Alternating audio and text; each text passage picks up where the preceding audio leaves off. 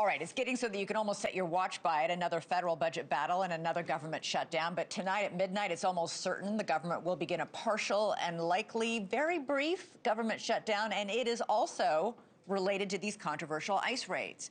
Moments ago, the Senate passed a funding deal to keep federal agencies open. But the House has to vote on it too, and the House doesn't come back to work until Monday, meaning there will be a partial government shutdown through the weekend at the very least.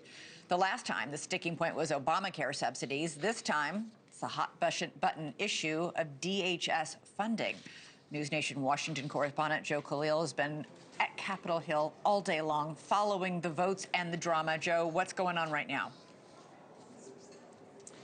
So about an hour ago, Elizabeth, they have now put to rest the biggest chunk of this. 5 funding bills that cover about 90+% of federal funding that has now passed the Senate. So that's the sort of easy part, actually. It goes to the House. We will see on Monday when the House comes back if they can quickly do that, and that is a done deal. The piece that was taken out of there, this is the more controversial piece now, funding for Homeland Security. So that is not funded long-term. There's a 2-week short-term funding bill for Homeland Security. That means that FEMA and the Secret Service and the Coast Guard and other agencies are not going to see a lapse in their funding.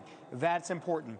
The part that they stripped out now is because, as you mentioned, of the Minneapolis shooting. They're going to go over now what restrictions they're going to put on ICE. And the question really is going to become how far do Democrats want to go in trying to limit ICE and their capabilities on the ground? And then how much Republicans are going to push back. There are areas where both sides agree.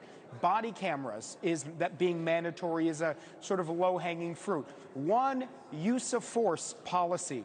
That seems to be low-hanging fruit. But there are going to be more complications there.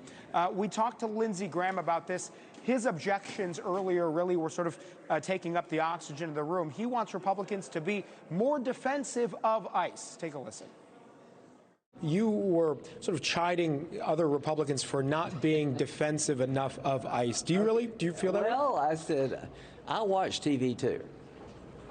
And if I were from Mars and I were watching American TV, I think, you know, these ICE guys are a bunch of Nazis. What happened with the shooting should be investigated. I get that. But this constant demonization of these people out there trying to do their job, and nobody's talked about Lincoln Riley. To our party, okay, let's change ICE. Let's have an investigation. But if we're not going to stand up for these people, who will? So, Elizabeth, short-term shutdown over the weekend shouldn't have much of an impact if the House moves quickly on Monday. Let's hope no impact at all. That might be too much to hope for. Joe Khalil on Capitol Hill, thank you so much. Thank you for watching. Subscribe below and download our NewsNation app right now on your phone, and you will get fact-based, unbiased news for all Americans.